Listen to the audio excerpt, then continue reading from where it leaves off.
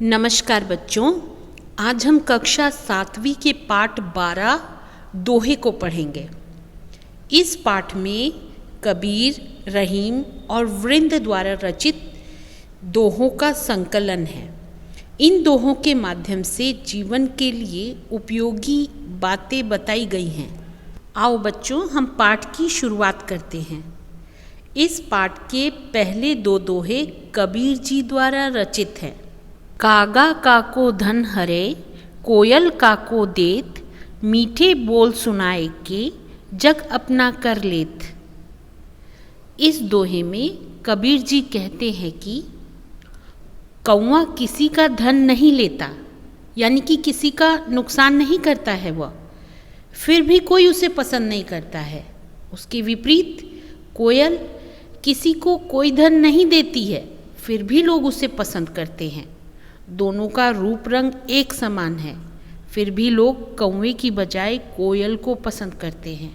इसका कारण दोनों के गुणों में अंतर है। कौवा जहाँ अपनी कर्कश स्वर की वजह से सबको पसंद नहीं आता, वहीं कोयल मीठी आवाज़ की वजह से सबका मन मोह लेती है। इसलिए आंतरिक गुण सबसे महत्वपूर्ण होता है। किसी भी गुण के कारण ही लोग उसे पसंद करते हैं। रंग रूप इतना महत्व नहीं रखता। साधु ऐसा चाहिए जैसा सूप सुभाए, सार सार को गही रहे थोथा दे उड़ाए। इस दोहे में कबीरदास जी कहते हैं कि साधु यानी जो सज्जन व्यक्ति होते हैं, उनका स्वभाव सूप के जैसा होना चाहिए। आप चित्र में सूप देख सकते हो। तो ये सूप का काम क्या होता है? ये अनाज को साफ कर देता है। अनाज में जो भी बेकार की चीज़ें होती हैं उन्हें हवा में उड़ाकर अलग कर देता है, और जो अनाज उपयोगी होता है उसे वो अपने पास बचाकर रख लेता है। उसी प्रकार सज्जन व्यक्ति को ज्ञान की बातें अपनाकर फालतू बातों को छोड़ देना चाहिए। बच्चों, अब हम रहीम जी के दोहों को पढ़ेंगे। इन दोहों में रहीम जी ने चिंता मुक्त रहने, दूसरों की भलाई करने तथा दुष्टों के साथ किसी प्रकार का व्यवहार न रखने की सलाह दी है। चाह गई चिंता मिटी, मनुआ बेपरवाह, जिनको कछु न चाहिए वे शाहन के शाह। इस दोहे में रहीम जी कहते हैं कि मन में इच्छा के न रहने से चिंता समाप्त हो जाती है। जब तक मनुष्य के मन में कुछ पाने की इच्छा रहती है, तब तक वह बेचैन रहता है, चिंतित रहता है। अर्थात जब मनुष्य को किसी चीज़ की इच्छा नहीं होती, तब उसकी सब चिंताएं मिट जाती हैं और वह निश्चिंत हो जाता है।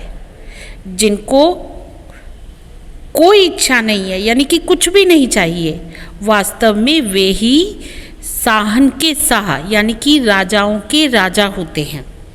कहने का तात्पर्य है कि हमारी चिंताएं हमारी इच्छाओं के कारण ही बढ़ती जाती हैं, इसलिए हमें अपनी इच्छाओं पर नियंत्रण रखना चाहिए। जे गरीब पर हित करें ते रहीम बड़ लोग, कहाँ सुदामा बापुरो कृष्ण मिताई जोग। इस दोहे में रहीम जी ने महान लोगों के चरित्र पर प्रकाश डाला है। वे कहते हैं कि जो लोग गरीबों से प्रेम करते हैं वे ही वास्तव में महान व्यक्ति होते हैं। सुदामा तो बहुत निर्धन था, वह कृष्ण से मित्रता करने के योग्य भी नहीं था, फिर भी कृष्ण ने उसके साथ मित्रता का व्यवहार करके उसे अपार संपत्ति देकर अपने चरित्र की महानता का परिचय दिया था। रहीमन ओछे नरन सो बैर भली ना प्रीत, काटे चाटे स्वान के दो भांति विपरीत। इस दोहे में रहीम जी कहते हैं कि दुष्ट मनुष्य से न तो दोस्ती अच्छी होती है और न ही दुश्मनी। उन्होंने इस दोहे में स्वान यानी कुत्ते का उदाहरण देते हुए समझाया है कि कुत्ते द्वारा काटना और चाटना दोनों ही दुखदायी है। यदि कुत्ता मालिक को प्यार करता हुआ चाटता है तो मालिक के शरीर और कपड़ों को गंदा करता है। यदि वह काटता है तो अपने मालिक को ही घाव करता है। अतः नीच व्यक्ति की मित्रता अथवा दुश्मनी दोनों ही नुकसानदेह है। बच्चों, अब हम वृंद जी के दोहों को पढ़ेंगे। उन्होंने अपने दोहों में अवसर के अनुसार बात करने, अपनी शक्ति और सामर्थ्य को ध्यान में रखकर कार्य करने तथा प्रत्येक कार्य को धैर्यपूर्वक करने की सलाह दी है। नीकी पे फीकी लगे बिन अवसर की बात, जैसे बसत युद्ध में रस श्रृंगार ना सुहात। इस दोहे में वृंद जी कहते हैं कि बात अच्छी होने पर भी यदि वह बात बिना मौके के कही जाए तो वह बात सुनने वाले को फीकी ही मालूम पड़ती है, यानी अच्छी नहीं लगती है। जिस प्रकार युद्ध हो रहा हो और उस वातावरण में यदि श्रृंगार रस की बात की जाए तो बात किसी को भी अच्छी नहीं लगती है। अपनी पहुँच विचारी के कर्तव्य करिए दौर, तेते पाँव पसारिए जेती लांबी सौर।